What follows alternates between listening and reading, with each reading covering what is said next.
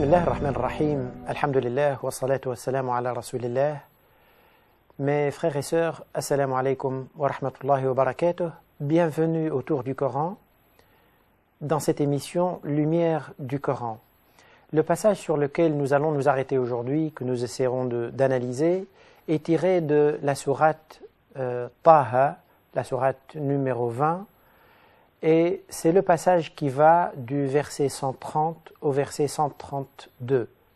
Donc ces trois versets-là, et dans lesquels Allah subhanahu wa ta'ala s'adresse ici au prophète sallallahu alayhi wa sallam, lui disant comment il doit faire face aux propos qu'il entend autour de lui lors de sa mission qu'il était en train d'accomplir, le fait de transmettre le message que Allah subhanahu wa ta'ala lui a révélé. Eh bien, il lui dit, supporte patiemment leurs propos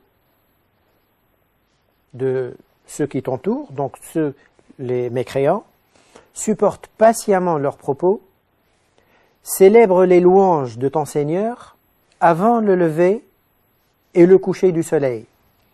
Glorifie-le au cours de la nuit, ainsi qu'à l'aube et au crépuscule, peut-être seras-tu agréé. Ne porte pas tes regards vers les jouissances éphémères que nous avons accordées à certains groupes d'entre eux. Il parle de ceux qui n'ont pas adhéré à son message, les Mécois.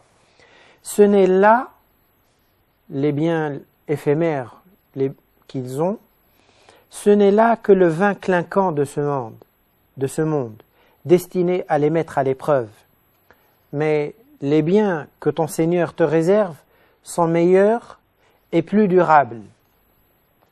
Recommande la prière à ta famille et toi-même ne te lasse pas de prier.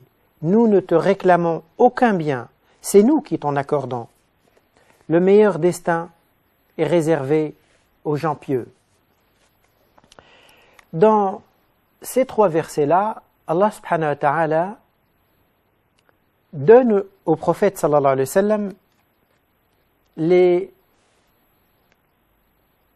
clés qui lui permettent de tenir face au refus, au rejet qu'il essuyait au quotidien de la part de ses compatriotes, de la part des Mécois. Et pas seulement un rejet, parce que c'était accompagné d'attitudes agressives, toutes sortes de critiques, de dénigrements. Pourtant, bien qu'il ait vécu avec eux une quarantaine d'années avant de recevoir le message et qu'il avait une très bonne réputation et qu'il lui avait jamais reproché quoi que ce soit. Eh bien, faire face quotidiennement à des dénigrements, à des campagnes successives, et que vivre dans une ville habitée par quelques milliers de personnes, 3 à 4 000 personnes, et être pointé du doigt tous les jours, c'est sûr que ce n'est pas du tout une situation confortable. Et c'est ce que le prophète sallallahu alayhi wa sallam a dû subir environ une douzaine d'années dans sa ville natale, la Mecque, à parler, discuter, essayer de convaincre. Quand il arrivait à trouver quelqu'un disposé à écouter, ce n'est que plus tard qu'il a quitté, lorsque les choses sont devenues, l'agressivité a atteint son paroxysme chez les Mécois, lorsqu'ils ont décidé de l'éliminer. Eh bien, Allah subhanahu wa ta'ala, dans ces versets-là, il donne à son prophète comment faire face à ces situations. Il lui dit, supporte patiemment leurs propos. Montre-toi patient face à ce que tu entends de leur part. Mais ne reste pas trop focalisé sur ce qu'ils disent. Célèbre les louanges de ton Seigneur matin et soir, avant le lever et avant le coucher du soleil. Et pas seulement à ces deux moments-là de la journée, glorifie-le au cours de la nuit, ainsi qu'à l'aube, au crépuscule, peut-être seras-tu agréé. Sois patient. Ensuite, essaie de plonger dans ta relation avec Allah subhanahu wa ta'ala, dans des invocations, dans des glorifications d'Allah subhanahu wa ta'ala, intenses et permanentes, presque à longueur de journée. D'ailleurs, le prophète sallallahu alayhi wa sallam avait, même plus tard, après qu'il soit arrivé à Médine, eh bien, il avait gardé ce rythme-là d'invocation très intense. Il y a des compagnons qui disaient, en parlant de lui, qu'il leur arrivait de lui compter le nombre de fois où dans une même assemblée, il répétait « Astaghfirullah, Astaghfirullah, Dieu pardonne-moi, pardonne-moi, pardonne-moi ». Il leur arrivait de lui compter plus de 100 fois dans une seule assemblée. Lui-même, il disait de lui, en nous incitant tous à demander le pardon d'Allah subhanahu wa ta'ala, faites-le. Je lui demande plus de 100 fois par jour, chaque jour. Lui, qui n'a pas besoin, il n'a pas des choses à se reprocher pour lui demander le pardon. Mais Allah subhanahu wa ta'ala a mis en lui il sentait que, non pas parce qu'il faisait des péchés, mais peut-être que ce qu'il devrait rendre à Allah subhanahu wa ta'ala comme remerciement, comme gratitude, eh bien il ne parvient pas à le faire, et donc il lui demande pardon. Allah dans le Coran, il lui dit, lorsque tu vois venir la victoire de Dieu, tu fais quoi? Tu l'accueillis comment? إذا جاء نصر الله والفتح. Tu fais quoi? Sabbih bihamdi rabbik. Glorifie ton Seigneur et fais ses louanges, répète ses louanges. Wastaghfirhu, et demande-lui son pardon. Donc ici, Allah subhanahu wa ta'ala dit au prophète sallallahu alayhi wa sallam, première chose, supporte avec patience, et puis ne reste pas trop focalisé sur ce qu'ils disent, parce que ça va te ronger le moral, ça va te saper le moral.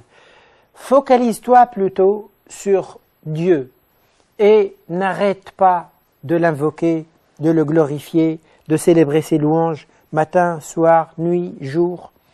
Et puis il lui dit, ne porte pas tes regards vers les jouissances éphémères que nous avons accordées à certains groupes d'entre eux.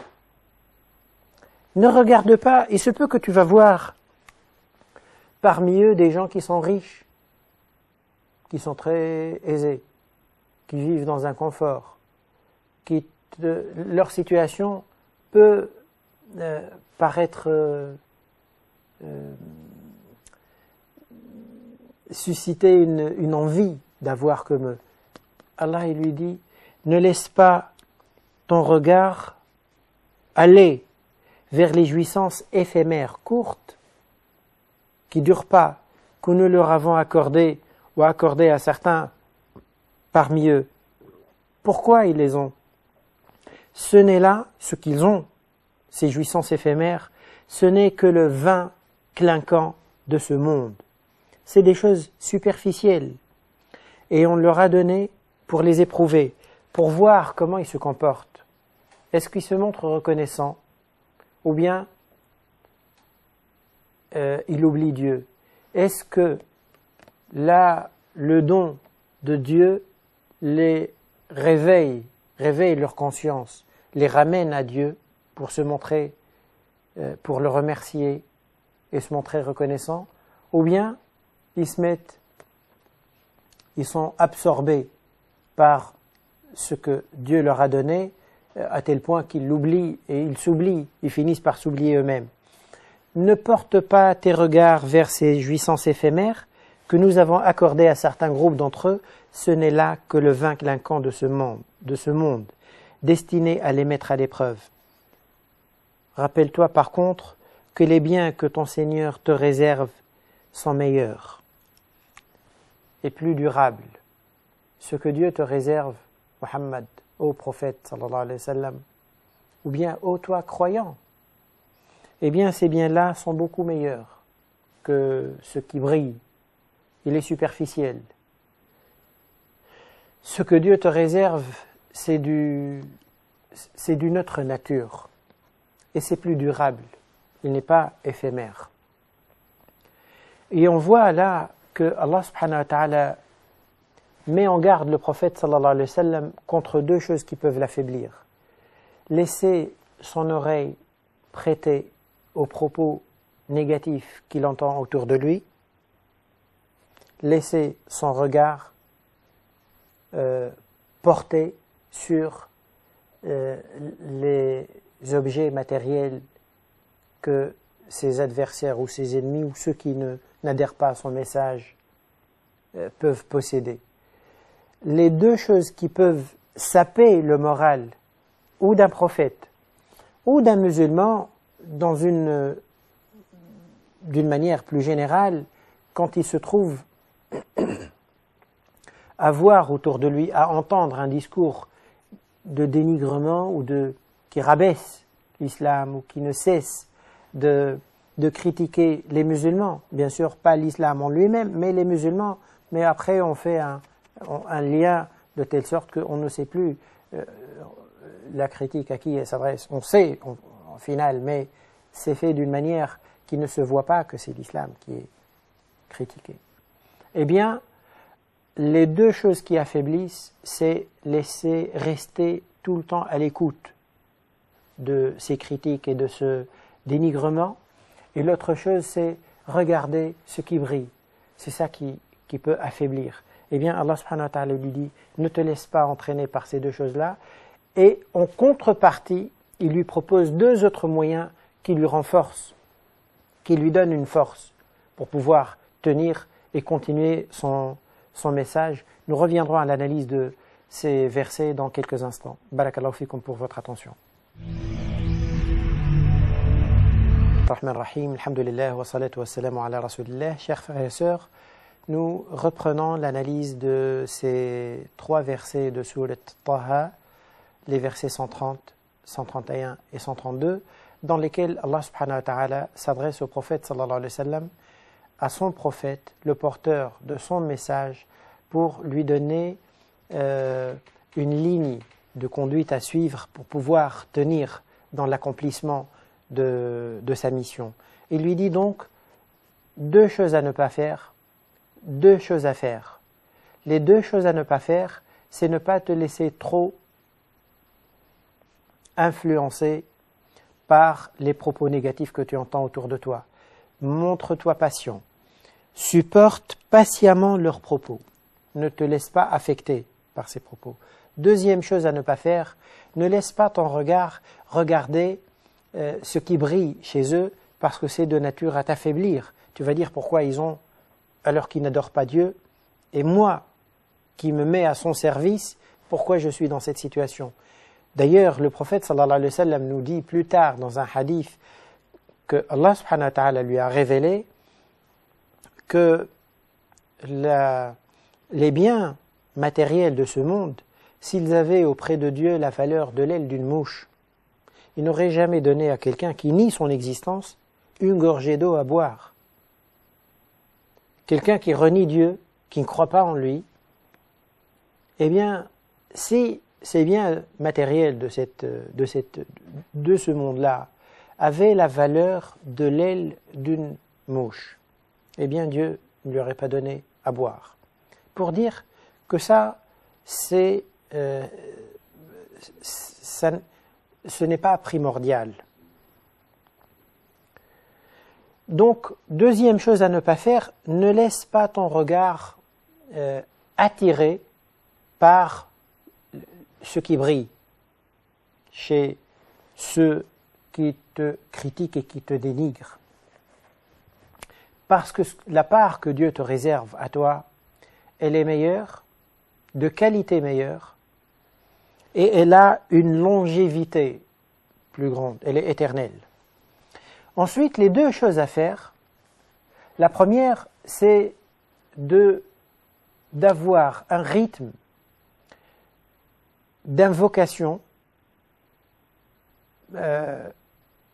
intensif, d'invocation permanente, matin et soir et jour et nuit. Pourquoi? Parce que c'est ce qui te donne une force, c'est ce qui apaise ton cœur. Allah subhanahu wa ta'ala ne nous dit-il pas dans le Coran, « Ala bi dhikrillahi tatma'innul qulub » C'est par le rappel de Dieu, l'invocation de Dieu, que les cœurs s'apaisent. C'est par le rappel que les cœurs s'apaisent. C'est cette proximité d'Allah subhanahu wa ta'ala qui apaise les cœurs. C'est le fait de penser à sa présence, le fait de penser à lui, de penser au Tout-Puissant, qui est capable de tout, qui voit, qui entend tout. C'est ce rappel permanent de Dieu qui est de nature à donner une force et calmer nos cœurs et nos esprits. Deuxième chose importante à faire, lorsque Allah subhanahu wa ta'ala lui dit, à la fin du verset, « Recommande la prière à ta famille, et toi-même ne te lasses pas de prier. » Allah subhanahu wa ta'ala lui dit ici, propage d'abord toi et aussi une relation avec Allah subhanahu wa ta'ala d'une autre manière que les invocations, que les louanges, que le tasbih, les glorifications, c'est de prier. Ne te lasse jamais de prier, mais également propage la prière autour de toi. Recommande à ta famille de prier. Crée autour de toi une ambiance qui te renforce. Crée autour de toi, au sein de ta famille, cette dynamique spirituelle qui engage l'ensemble de la famille dans un même cheminement. Le croyant est particulièrement celui qui essaie de faire ce que le prophète sallallahu alayhi wa sallam a fait, c'est-à-dire transmettre la parole de Dieu, eh bien, il a besoin de se trouver entouré de personnes qui partagent la même vision que lui, les mêmes valeurs que lui, les mêmes sentiments que lui, les mêmes objectifs que lui, les mêmes occupations que lui, les mêmes préoccupations que lui. Et c'est pour ça que Allah subhanahu wa ta'ala dit au prophète sallallahu alayhi wa sallam de veiller à ce que son environnement il soit également sain et préparé pour pouvoir le renforcer. Et parce que ça fait plaisir de voir que à l'extérieur on voit et on entend ce qu'on n'a pas envie d'entendre. Si en rentrant chez soi, eh bien on entend la même chose, c'est difficile à vivre.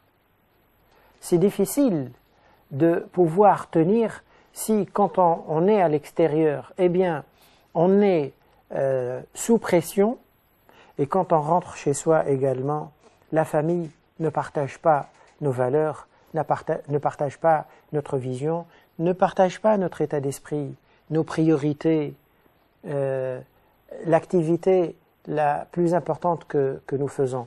Eh bien, Allah subhanahu wa ta'ala lui dit, commence d'abord donc par ta famille et recommande leur la prière, et toi aussi donne l'exemple par toi-même à ta famille par la prière. Et puis il finit en lui disant, nous ne te réclamons aucun bien, c'est nous qui t'en accordons. C'est-à-dire, ne te dis pas que je veux bien prier, mais j'ai besoin de travailler pour pouvoir vivre. Allah subhanahu wa ta'ala lui dit, c'est moi qui m'occupe de ta nourriture. Ce n'est pas dans le sens ne travaille pas,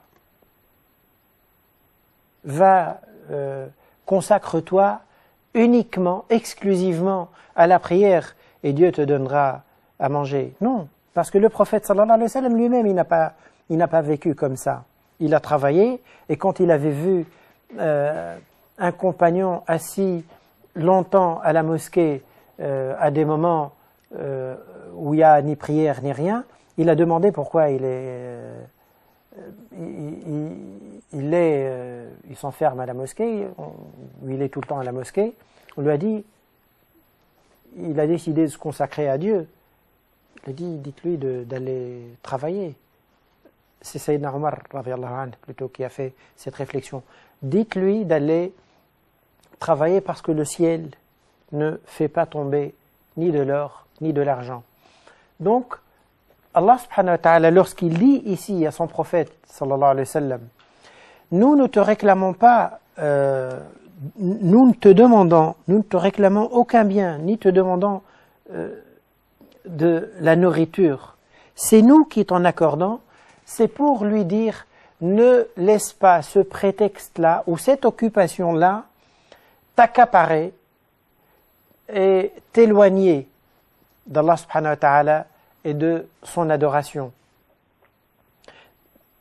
Donne de ton temps, bien sûr, pour gagner de quoi vivre, mais dis-toi que la priorité, c'est que j'ai une relation d'abord avec Allah subhanahu wa ta'ala. D'ailleurs, c'est ce lien-là fort avec Allah subhanahu wa ta'ala qui, lui, va huiler les démarches qu'on fait, l'effort qu'on fait, et optimiser ses résultats et ses fruits et le rendre productif et le rendre capable de nous donner de quoi répondre à nos besoins. Allah subhanahu wa ta'ala, dans la fin de cette sourate, ces versets-là se situent vers la fin de la sourate. Il rejoint ce qu'il a dit au prophète sallallahu alayhi wa sallam au tout début de cette même sourate lorsqu'il lui a dit « Taha » Ma anzalna alayka al-Qur'ana litashqa. Nous ne t'avons pas révélé ce Coran pour que tu sois malheureux. Nous ne t'avons pas révélé le Coran pour que tu sois malheureux. Même si tu vois des contrariétés autour de toi, si tu vois un refus, ta ville, tes proches qui se retournent contre toi, eh bien, ne te laisse pas impressionner, ne te laisse pas affliger par ça. Nous ne t'avons pas révélé le Coran pour que tu sois malheureux, mais plutôt comme rappel pour celui qui craint le Seigneur et comme révélation émanant de celui qui a créé la terre et les cieux sublimes. Ce Coran n'est pas censé t'accabler, il est censé t'éclairer. C'est vrai qu'il te donne un certain nombre de nouvelles responsabilités que tu n'avais pas. Et pour nous, le commun des musulmans, eh bien c'est vrai qu'il vient nous apprendre que nous avons des devoirs, que nous avons des obligations et des responsabilités vis-à-vis de Dieu, dont on n'était pas conscient avant. Mais tant mieux parce qu'elles sont d'abord bénéfiques pour nous, tant mieux également parce que c'est ça qui nous permet de œuvrer dans cette vie-là, de semer dans cette vie-là pour trouver une bonne récolte, Inch'Allah, dans la vie durable, dans la vie réelle, dans la vraie vie. Celle-ci, c'est le passage par lequel on passe rien que pour préparer, pour passer un certain nombre, entre guillemets, d'examens par lesquels Allah subhanahu wa ta'ala nous met à l'épreuve. Donc, Allah subhanahu wa ta'ala rappelle au prophète que ce Coran, il n'a pas été révélé pour l'accabler, il est révélé pour lui faire prendre conscience et pour l'éclairer dans cette vie. J'espère qu'Allah subhanahu wa ta'ala nous permette, nous également, d'être éclairés, de pouvoir tirer profit de ce Coran, de pouvoir le lire d'une manière qui nous permet d'en tirer des enseignements et que ces enseignements éclairent notre vie au quotidien. Barakallahu fikum pour votre attention. Wassalamu alaikum wa rahmatullahi wa barakatuh.